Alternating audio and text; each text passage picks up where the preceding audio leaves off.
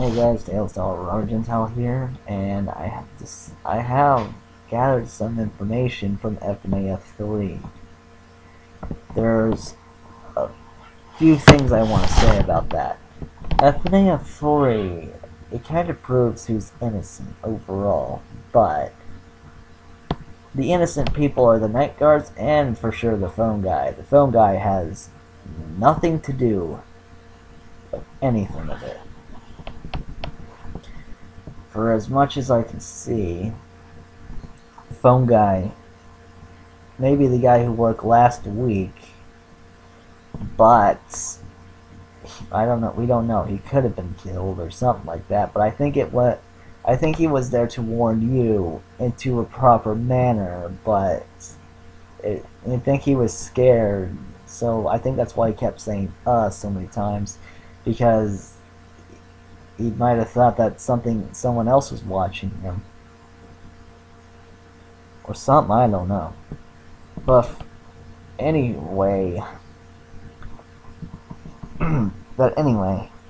if you kind of look at this, if you kind of look at Fnaf 3, it kind of proves that the phone guy is innocent.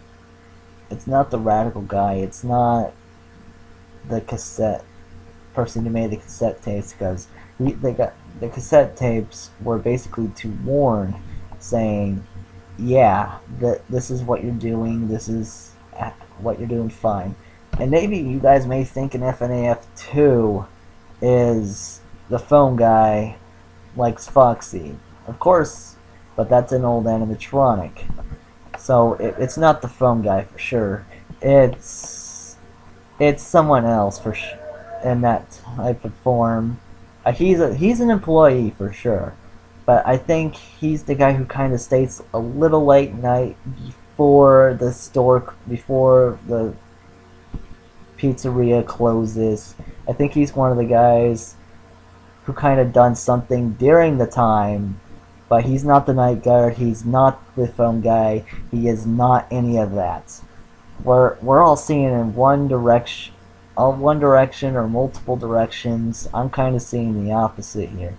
He's an employee for sure, and he's not a Springtrap employee. He's supposed to use it. Or as much as I think it's some other employee that we don't know his name, but yet he's kind of nearby. I don't know who it is or what the name is, but it's something I kind of would think. If you look into Fnaf 3, I mean, they said they boarded up those two places. I think they use that for retired animatronics now or something, dismantled. But the kids, they take on the form of those animatronics to keep that alive at the very least. But the hallucinations, you do see the kids, of course, but that's just them. They don't hate you. They don't hate you. They don't want to go after you. They're probably just basically checking that if you're alright, but by giving you a heart attack. Plus, not only that, the puppet knows that you're innocent, but he's only checking up. Sure, it may be hallucinations for the killer that's in Springtrap. He's not a trainee for that suit. That's the incident. He could have been just a normal killer in trying to finish off what he started, because he wanted to get rid of them, of course. So he could have came back into. So if he's not an employee, then here's another way. Either he could have snuck in there during the time when they were open to destroy them while everybody else is in the party room or whatever, or something like that, or it was during night to dismantle them.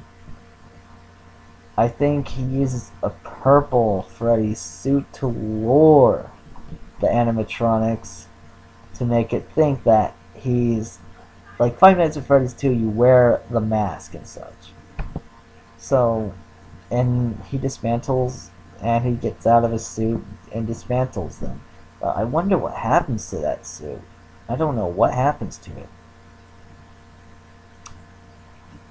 And of course, Springtrap is there, and it's either because... Is it either because that... Wait a minute. Either because he stayed there overnight while they were closing up to dismantle them, but yet the cassette phone tape guy says that they were dismantled. Could it be possible that the retired location... No, it can't be. I'm not really sure if that's positive that it is a sequel, but I think it is. I know it's a sequel, but my question to it is what happened to at the other pizzeria? Was there another killer? Or were there 3 killers between each of the other pizzerias? Or was there just one guy who got away with it those other times? I'm not sure if he had any accomplices, but that's nothing that we know of. But I wonder. I'm trying to piece things together, guys, and it's kind of not... My head is kind of hurting here. Here's one thing I do want to say. Phone Guy's innocent, Nightguard is innocent, and Radical Guy's innocent. So it's none of them. It's some other employee. We just don't know the name. We just don't know who he is. We just know that he's a purple guy. I wonder if the Freddy Fazbear's Pizzeria is required to wear purple and black pants. I think that might have been it. And I think that purple badge could have been a name tag, but we just don't know the name.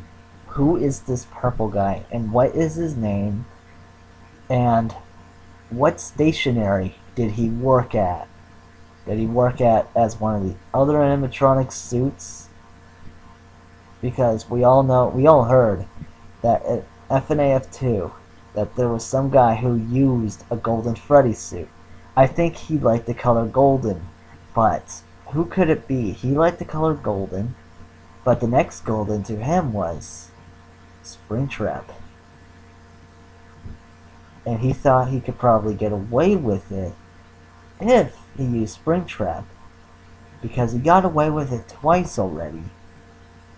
But wait, does that mean he was going to try to get away with a murder again, to go after you?